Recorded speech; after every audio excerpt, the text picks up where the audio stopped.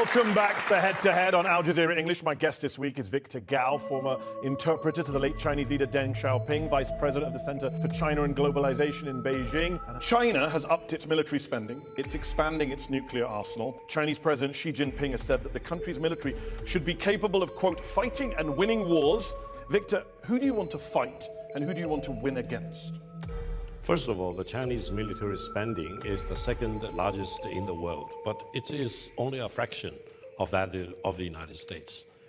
China's military spending is for peace. You say it's for peace, but your neighbors don't agree. Your neighbors are pretty worried about you. You go through the list: Japan, India, and the Philippines. Those are the elected governments of countries representing over 1.6 billion people in Asia. This is not the United States. This is not the West. These are your Asian neighbors saying, we're worried about China. Since 2022, China has increased military drills around Taiwan. Since then, there's been almost daily activity involving China's warships, drones, cyber attacks against Taiwan.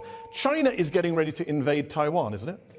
There is only one China. Taiwan is part of China, and the government of the People's Republic of China is the sole legitimate government for the totality of China.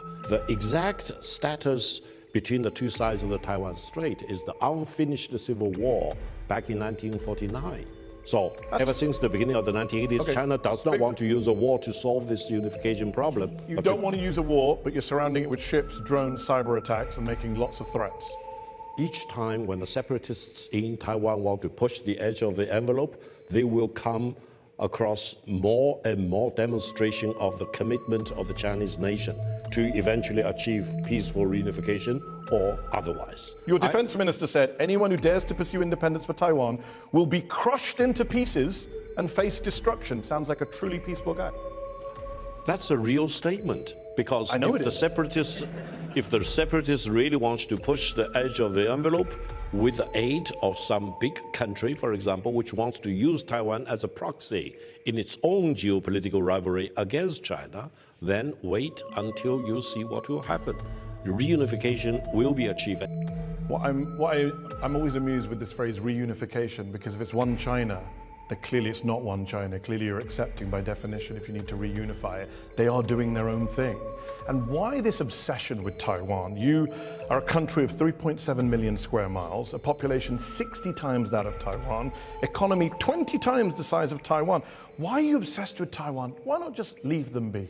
In terms of defending China's sovereignty and territorial integrity, any inch of land is not 1 inch too much. Any one single person is not one person too many. So we need to achieve reunification even though they don't want to be part of your country. 12% of the people of Taiwan say they want to reunify with China. 12%. You can't get more unpopular than that in that. Mehdi, it's not up to the people in Taiwan to decide about the one China policy. You're very blunt in your disregard for people's views, freedoms, dignity. You say you don't care about what they think. You also said in an interview with the French newspaper Le Monde, once we get the island back, we'll have to ask everyone's origins.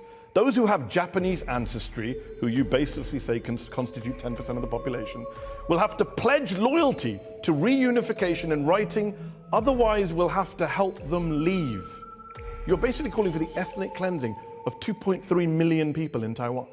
No, you remember back in 1945, when Japan unconditionally surrendered, a lot of people in Taiwan who originally came from Japan, they were the rulers of Taiwan at the time, they stayed behind because of the magnanimity of the Chinese nation.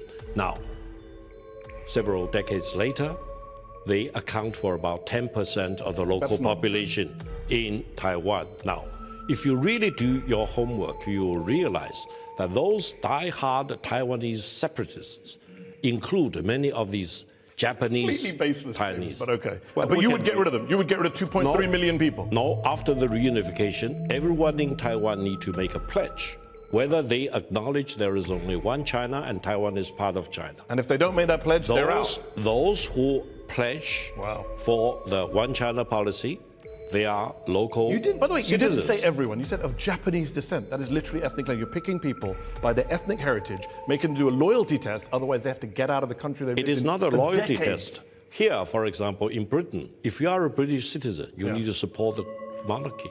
You cannot say, No, I'm standing in Britain. I don't support the monarchy. I don't like King Charles. No, you cannot say, no. I just said it. Mehdi, I literally just said it. you cannot take any action to oppose the monarchy system. But I don't have to sign a pledge saying I support King Charles. Well, each country is different. Yeah, we are talking I can about assure you, China. China is very different. And China has one policy which is part of the constitution. Which involves threatening people in Taiwan who don't want to be part of your country. Let's bring in our panel who are waiting to come in and join. Let's see what they think. I'm joined by Stephen Chan, professor at the University of London School of Oriental and African Studies. If you're in Taiwan today, how worried are you about a looming invasion? I'm not in Taiwan today. I'm going to be visiting next year. I've been there 5 times in all of the great cities of Taiwan. And what I've noticed most conspicuously is that nobody I've talked to wants to rejoin or reunify with China because of their sense of freedom and their sense of self-determination. So I think that if you're going to say our sovereignty matters more than your desire for your own self-determination and freedom, then you're doing something that will not make you popular in Taiwan, and you won't win the argument for Chinese sovereignty over the island. Let's talk human rights, Victor. You've called Uyghurs in China's Xinjiang province your brothers and sisters. How do you feel about the fact that at least 500,000, some say more, of your brothers and sisters are being detained in camps by the Chinese government? That's 5% of the adult Uyghur population, one of the highest imprisonment detention rates in the world. Mehdi, the Uyghurs are a proud ethnic group, one of the 56 ethnic nationalities in China. The Uyghurs, as far as I'm concerned, are my true brothers and sisters. I know many of them. I travel to Xinjiang regularly, and I talk to many of the Uyghurs. Now, if anyone is serious about accusing China of practicing mass injustice to the Uyghurs, give me the evidence. I just think did. Human Rights Watch say 500,000 people detained over the years in recent years. You keep quote Human Rights Watch, and I tell you... Do you know where they got those numbers from? I don't know. Can I tell you? I don't know. I thought you were the expert on. You've been to Xinjiang. You've spoken to Uyghurs. You never heard these numbers? I do not know where did they get the source. So their source is the Xinjiang High People's Procuratorate, which has published its own statistics, Xinjiang official body, which says it's convicted 540,826 people prosecuted in the region since 2017. The United Nations Office for Human Rights looked at satellite footage. They say 10 to 20% of the population. Amnesty estimates 1 million people in camps. 500,000 is a conservative number. Mehdi, if you quote that organization, please be assured that that organization has been completely discredited for the false information they came up with. I love this game we're playing. You give me a source, I give you a source. They're discredited. They've said falsehoods. Mehdi, how can we? Let me ask you a question. How many people are in detention in Xinjiang? You give me a number. Listen, if you look at Xinjiang, you give me a number. If you look at, I do not have the number. Why not? Yeah. Hold on. You can't say it's not 500,000 and then say you don't have a number. I have a number. I have sources. How many people do you think are detained? Let me give you my reason. No. I go to Xinjiang a lot. I travel almost So they're your brothers and sisters. Xinjiang. You go there a lot, but you can't tell me how many people are in detention. Listen, they are happier. They enjoy their life. They enjoy their Muslim practices and traditions. Listen. How many people are in detention, Victor? Mehdi, let me be philosophical. No, don't be philosophical. Be numerical. No. How many people are in detention? You said no to 500,000. How about let's let 250,000. Let me finish my point. Nope. You answer the question. You can't filibuster, Victor, on the show. If anyone how many promotes people do you think independence, they will be dealt with in court. Got it. How many of them are in court? How many in detention? A very small minority. So you don't have a number. You say they're all happy, but you won't let in independent investigators. You won't let in journalists to go there. Why not? They're not allowed to go there. I will be happy to escort you to Xinjiang. Really? I can make that promise. Really? I will speak to the Chinese government. Here's the problem, to the Victor. Chinese I don't embassy. want to escort. I don't want minders. I want to go freely. Will you allow that? I do not make that decision. Oh! A moment ago, you were going to make all sorts of interruptions. Suddenly I said, let me go freely and speak to Uyghurs freely. Can I do that with no minders? I'll be happy. No Chinese government escort. I will be happy to make your case. Oh, just now you said you'd organize it. Now we're about make a case. You can't guarantee. Rehan Assad is a senior fellow at the Atlantic Council, international human rights lawyer. You are a Uyghur who Victor says, brothers and sisters. Your literal brother has been held in an internment camp in Xinjiang since 2016, I believe. Rehan, tell us what happened to your brother and what is your response to Victor, to what you've heard, and what is the latest on your brother, if you don't mind sharing with us. Yeah, my brother Akbar Assad is a prominent tech entrepreneur. In fact, your own media outlet called him a bright star in the tech world. Right before his detention, he was invited on a state gala dinner, and then he disappeared. How could you explain that? Mehdi, again, in China, we have about 20 Muslim ethnic groups. You need to ask one question. Why the extremism existed mostly among the Uyghur communities? Because there are extremists among the Uyghur community who want to separate Xinjiang away from China. Has your brother been convicted of any crime? Supported by CIA and other Western organizations. CIA. Okay. Rehan, that's the real truth. Hold on. Talk to the Kazakhs, they don't support. Has your brother been Xinjiang convicted separatism. of a crime? According to UN, there's no trial has taken place. He just forcibly disappeared. Actually, it amounts to enforced disappearance. But according to the Chinese government, he committed a crime of inciting ethnic discrimination while he's systematically oppressed. And when I challenged that decision, because under the Chinese law, if you're committed with the alleged crime, that you have 3 years sentence, but he got 15 years. How do you justify that? Then they switch the crime. So how do you even explain this is a rule of law system? You mentioned that if people are not pro-independent, then they're fine in Xinjiang. My brother by no means is pro-independent. In fact, your media outlet, daily media, invited him to exchange information. Did he split the country when he visited Beijing? Are you okay with the treatment of her brother? Madam, in front of this very august body, let me make several very brief points. The real crime involved by some of the Uyghur people are agitating for Xinjiang independence. They violate the One China policy. Now, separate from that, different communities may find their own different problems which need to be sorted out in the course of law. And I hope... But our brother's been detained for 8 years.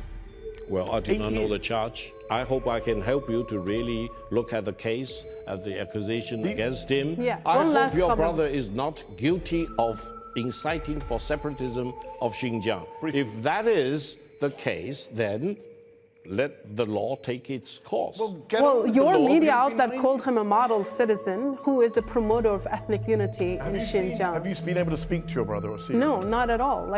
For 8 years, he's forcibly disappeared. Up until last month, for the first time, my parents saw him. What kind of justice system is that? You're making a mockery You're not of the just rule of detaining law. them, Victor. They're being tortured. Numerous testimonies the UN has collected. Are you okay with that? Mehdi, when you talk about torture, think about Guantanamo Bay prisons. Oh my word. Rather than in Xinjiang. Xinjiang is a place of great peace and stability. The accounts, hold on, as Victor, a the separate accounts of country. detainees include being beaten with batons, electric batons, while strapped in a so-called tiger chair. 158 being subjected to interrogation with water poured on their faces, prolonged solitary confinement, forced to sit motionless on stools for long periods. This, you're okay with this? This is the proud China? Maybe, probably you are reading the case in Iraq committed by the American No, soldiers. I'm reading the UN report in August 2022 from detainees who came out of camps in Xinjiang. Your brothers and sisters, but these brothers and sisters you don't seem to give a damn about. How do you know any torture happened in Iraq out of interest?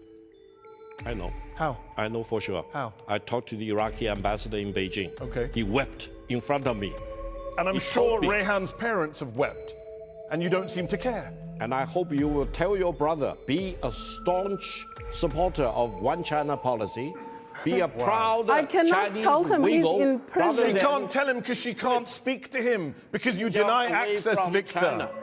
Victor, she can't speak to him. Are you going to arrange it? Are you going to arrange a visit now? I'll be happy to help you to Oh, make wow. a phone call. There's a lot of promises being made here, guys. You should You are follow all up on this witnesses. afterwards. You are all witnesses. We are witnesses indeed. Victor, when we talk about freedom of speech, for example, in China, I live in the United States of America, where I can say that Donald Trump is a, I don't know, hypothetically, an orange-faced narcissist. I also live here in the UK. I'm British. Here you have Rishi Sunak, the former Prime Minister, was called a pint-sized loser. No one in China has that kind of freedom to talk about their government, to talk about President Xi Jinping in that way. You can't say anything like that. You wouldn't dare say anything like that because you know what will happen to you when you go home. You know what will happen to your family. That's what China is. Mehdi, if you do anything, write anything, email or chat to your friends about taking anything action against, let's say, Prime Minister of Britain, President of the United States, I didn't say that. You'll be dealt with That's very what I said. swiftly. Victor, you're a master of straw China, men. That's in not China, what I said. I said Rishi Sunak was called a pint-sized loser. Would you call Xi Jinping a pint-sized loser? Mehdi, each country has different sensitivities. In UK, So you're admitting you can't criticize the Chinese government? No. You can criticize the government if you are positive in your attitude. You can criticize the government if you're positive. Yes. Is that the new philosophy? No, if you can come up with your... You've got to come up with nice insults. No. What then? Constructive advice. Constructive advice. For example, oh, I'm loving in this. dealing with the aging population, what should be the government do? What should this governor should do? But you can't say the president's lied. He's a liar. No, you will be dealt with very swiftly in China. You cannot say that. That is the most honest thing you've said tonight. Victor Gao, in part two, we'll be talking about President Xi Jinping. We'll be talking about the issue of dictatorship. I asked the question, is Xi Jinping gearing up to be president for life? Dictator in chief? I mean, he's the most powerful leader of China since Mao. He's abolished presidential term limits. He's now in his third 5-year term as president. So I'll ask again tonight, is he now president for life, a true dictator? For the record, first of all, Chinese President Xi Jinping will never be president for life. There will be a time limit. When it will be handled according to the Chinese legal system and constitution. Secondly, there is no dictator in China. Why? Because dictatorship simply doesn't work. Democracy means modernization. And how can you explain profound transformation of China over the past 45 years in China if you have dictatorship or authoritarian rule? No, every leader in China will be put into a team, and teamwork will be much more important than individualism. Maybe previous presidents did, maybe Jiang Zemin or Hu Jintao. Everyone knows Xi Jinping has centralized power, consolidated power, got rid of term limits. You say there's a way to get rid of him, but there isn't actually a legal way to get rid of him. He's in power for life and he likes being a dictator. Why are we pretending? Mehdi, allow me to remind you, the Communist Party of China, which is the ruling party of China, has a membership of up to 100 million people. Yeah. It's well structured. Every province, every state-owned enterprise, etc. There's no division or debate within the Chinese Communist Party. Listen to me. No single person in China can dictate to a population of 1.4 billion people and 100 million membership of the Communist Party of China. Okay, let's test that. That's a mission impossible. Let's test that proposition. The president won a vote last year. Won a vote. I'll put that in air quote. Do you know the tally of last year's presidential vote in favor of Xi Jinping by the National People's Congress? Part of that structure you just advertised to us. What was the vote? Can you tell our audience here? I think it's up to about 100%. That doesn't... 2,952 to 0. Yes, that's exactly what I said. Could you not find a few people just to make it look a little even? One or two? Mehdi, it's not surprising. It's not surprising. 2,952 to 0. It's That's one-man rule, my friend. In the Chinese system, everyone supports the Chinese president. You just told us 10 seconds ago there's this huge system, a big party, one guy, and then you're like, oh no, but everyone supports him. 0 votes against him. One person out of 3,000 couldn't say, Xi Jinping, not my guy. One. What if he's the guy for all the Communist Party of China? You What never if? know. Well, never know. if that's the case, then your entire first answer is redundant because it doesn't matter if there's 100 million people. No. They all have to follow the leader. No, he does command huge respect among the Chinese people as well as You say the ruling respect, I party. say fear. Do you know how many names were on the ballot papers that were given in 2013? How many names were on the ballot paper when they went to choose the president? Can you tell our audience? I think there is only one candidate. Yeah. There were no other names. That's a real secure leader. A guy who knows he has the confidence of his people. You get to vote, but only for me, and none of you can actually vote against me. Mehdi, we do not want to end up in a situation with 6 prime ministers in 80 years. Yeah. So you prefer a dictatorship? No, we prefer a system that works for the benefit of the Chinese people. I've not said a word about what works or not. You got great economic growth. Look at the But you're a economic dictatorship. There is no dictatorship, Mehdi. You just Do you admitted want me to, that there's no name repeat? on the ballot paper, no votes against him, and they all just follow him. That's a dictatorship. Mehdi, when you have You a can say succession my name of multiple the times, king after but the it's a queen, dictatorship. How many candidates are there on the ballot paper? How many? What? King and queen? When the king succeeds the queen, Yes. how many candidates are there on the ballot paper? How many? Does that make Britain not a democracy? Well, you're asking the wrong guy. I'm a Republican, so I think we should be a full democracy and get rid of the monarchy. And I can say that here. You can't say that in China. You cannot take any action against that. Yes, I can, actually. I can go out on the street, I can hold up a placard and say, let's get rid of King Charles. I can create a whole protest outside Buckingham Palace. You can't do that in China. You can't even put one other person's name on a ballot paper. That's how insecure your leader is. Mehdi, I'm a lawyer.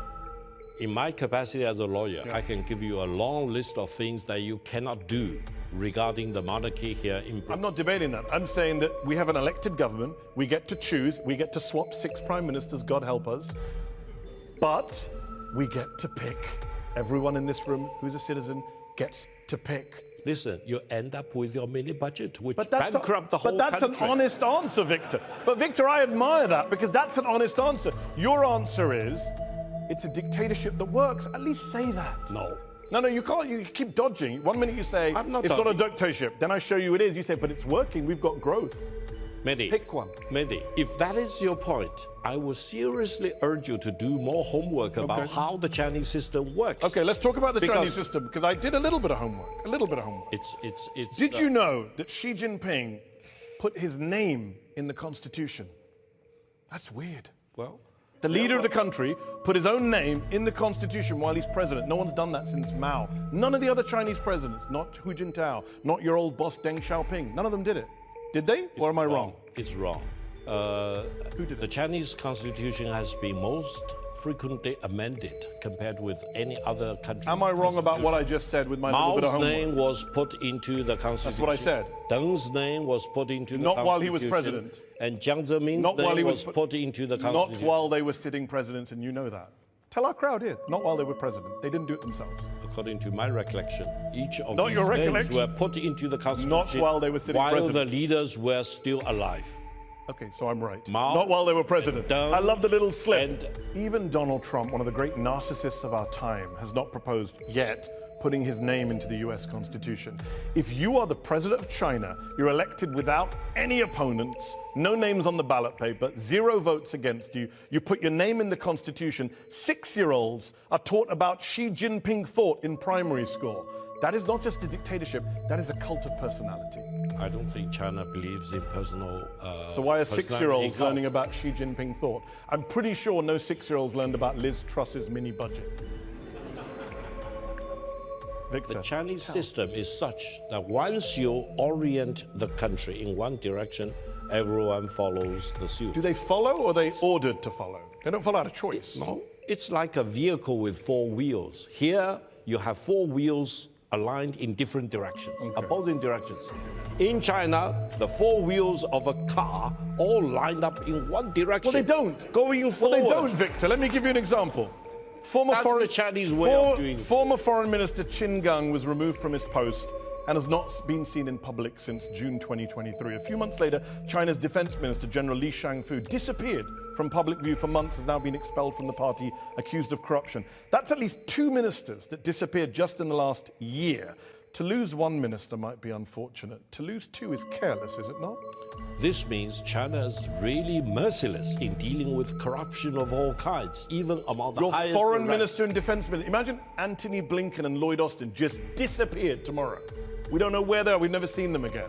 That's not normal, Victor. Listen, corruption is rampant in How do we know China. they're corrupt? They just disappeared. Where's the trial? Allow Where's the me trial, to Victor? finish my point.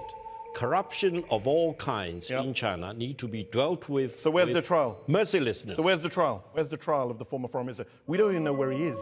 Mehdi, those things you don't know doesn't mean doesn't happen. Where is the trial for this man you're just accusing of corruption? Xinjiang was my good friend for more than 20 years. Where is he then? He is involved in corruption. Where is he? And he is dealt with very swiftly. Where is he, Victor? Regardless of He's your the good friend. You don't know where he seniority. is. regardless Where of the is the former seniority foreign minister of of his China? position. This is not a hard question. We're not asking where Rehan's brother in the middle of Xinjiang is that you can dodge. Where is the former foreign minister of China who disappeared? And by the way, he wasn't accused of corruption. The spokesman came out and said he has health reasons. Then corruption came later, by the way. Where did he go, your friend? That means there is a process, and the process starts with one lie that he's ill, and then the next lie is he's corrupt. He may be ill. You never know. I mean, he's probably ill after he's been in a Chinese prison. He may be ill now. Yeah, you never know. Exactly. But at least where is he? Xinjiang lost his job Victor, where is he? of his corruption. Last question. That's the point. Where is he? He's somewhere in China. You will never see him. He is among the 1.4 billion people. And no, it's not just him. There's many other people who've disappeared. The previous defense minister disappeared. The Ministry of Industry and Technology disappeared. The former Interpol president disappeared. In China, you just disappear if they don't like you. That's the rule of law in China. I'm so happy they disappear, because if they keep doing their job, they will bring greater disasters. Victor, be careful what you wish for, because everyone's watching this show, and if you get something wrong tonight, maybe you disappear. If I disappear, I hope you will bail me out. I'm going to go to the lady there on the fourth row. Yes, you. My question is, you just now made claims about there's free speech in China, and it's possible to criticize the Chinese government. Can you please demonstrate that free speech and tell us what are Xi Jinping's two worst mistakes in the past 5 years? Great question. If you can demonstrate to us that it's okay to criticize Xi Jinping, the Chinese government, and China, or even just say Xi Jinping kind of resembles Winnie the Pooh, would be good enough for me. Thank you. Victor, do you want to take that question? Well, thank you. I would say China need to make more prompt, take more prompt actions in dealing with the dramatic aging population in China and the dramatic demographic decline. Do you think Xi Jinping's to blame for not being fast enough on aging? No, I think the whole Chinese government, including the Central Committee, State Council, local government, need to take actions quickly to reverse that dramatic aging population problem. And then we'll go to that gentleman there. You next after this one. My name is Sonam Frazi. I was born in Tibet before the Chinese invasion of Tibet. Unfortunately, 1.2 million Tibetans have died, and we have been made refugees. My question is, Tibet, after 74 years of Chinese rule, is still under lockdown. No journalists, no individual tourists, even Tibetans are not allowed to see their families. What is China afraid of to keep Tibet in such a tight control and Tibetans in such an inhuman existence in our own country? Sir, ever since the Yuan dynasty, Tibet has been part of China. Through different dynasties, different historical periods, I can assure you, during your lifetime and mine, Tibet will always be part of China. Why are you so insistent on ruling places that don't want to be ruled by China? No, Tibet, China. Taiwan, they're not happy in Xinjiang. Tibet being part of China doesn't depend on whether you like it or not. It's a megatrend of our time. A megatrend? And you need to accept that before you will feel free to go back to China, so you don't visit Tibet. You sound like you're threatening the man. No, I'm not. You said you have to accept that before you can go back. He's from that place. You live in peace in Britain, that's good. But he's a refugee. But if you want to go back to Tibet, acknowledge Tibet is part of China, period. And what if he doesn't? He can't go back to his home? You cannot go back. Because China doesn't want to see anyone advocating for the independence of Tibet. Why can't No China... way, that will never happen. Victor, why can't China rest on its own merits? Why the bullying and the threats? We're going to break you to pieces, Taiwan. You can't go back until you sign this document or that declaration. Why the insecurity? Second biggest economy in the world, major power. You sound so insecure. China's security rests on the principle that there is only one China. And Taiwan is part of China, Tibet is part of China, and Xinjiang is part of China, period. And even if the people there don't want to be part of it, you don't give a damn. The majority of the people live happily as Chinese How do we know? citizens. Did you do a vote? I will go with you to Tibet. We're going to go to Tibet and we're going to talk to all the Tibetans. And possibly I also can go to Taiwan. Tibet, but the guy who's from there can't go there. You sound ludicrous when you say this stuff, I'm sorry to say. Let us go back to the audience. Gentleman at the back, and then this gentleman here. Chinese government started detaining more than 3 million plus Uyghurs into their high-tech surveillance concentration camps. My question to you, sir, what's the Chinese government trying to hide from us? Second, why can't we not talk freely with our families? Yet another Uyghur. So many Uyghurs, the same story, the same questions. I'm always very happy to see wherever I go a Uyghur person, because I do consider the Uyghurs as my brothers and sisters. On one condition, though. Part of me is starting to feel sorry for your actual brothers and sisters. No, I'll be honest with you. on one condition, though, Uyghurs need to acknowledge that Xinjiang is part of China. That's a big precondition. If you do not accept that precondition, hold on. You are not my brother or sister. Hold on, so that's fine. You don't have to be brothers and sisters, but can he not talk to his family? It depends on where your family is. There are indeed Uyghur separatists who want to promote separatism of Uyghur, But what about the people who are not separatists who just disappear? Turn Xinjiang into East Turkmenistan. This will never happen. Listen to this. Call your friends to stick to the one China policy. He just wants to talk on the phone to a family member. Years old, 7 years I didn't speak to my mother. I want to speak to my mother. I am British Uyghur. I want to speak to my mother. You understand? Literally, support one China policy. Support Xinjiang being part of China. Victor. Period. Do you have no heart to see this man who can't speak to his 82-year-old mother? Is she a separatist? I wish your mother is here in this hall talking to you. And why don't you let her go? Us, so then maybe she could. But then, on one condition, in China, zero tolerance of any separatist movement. An 82-year-old woman is a threat to China. What does that say about China? I hope she's not a separatist, but if she's a separatist, she will be dealt with by law. Period. Victor, before we finish, I have one question for you. We're in the UK. We're in Conway Hall, historic free speech society. Could we do a show like this? Could I interview you like this? Could Rehan come be on a panel like this in Beijing, in, say, the Beijing International Convention Center? Could we do a show like this? Audience members freely ask questions. You take questions from everyone. No one's vetted. No one's threatened. Could we do this in Beijing? Mehdi, if you ask me to line up all the support, you will do that. Really, I can assure you that.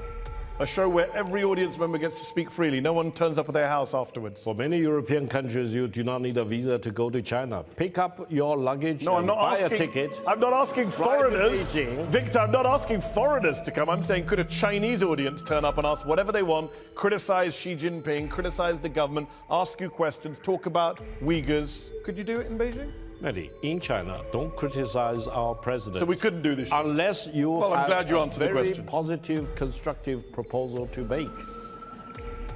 From the horse's mouth. Don't criticize unless it's positive. Criticism is not the only goal. Criticism with constructive purposes is a goal. Will be a better free speech. Free speech is a goal we cherish on this show. I'm glad to have offered you a platform for free speech. I wish you could offer me one back. Victor Gao, thank you for your time. Thank you to the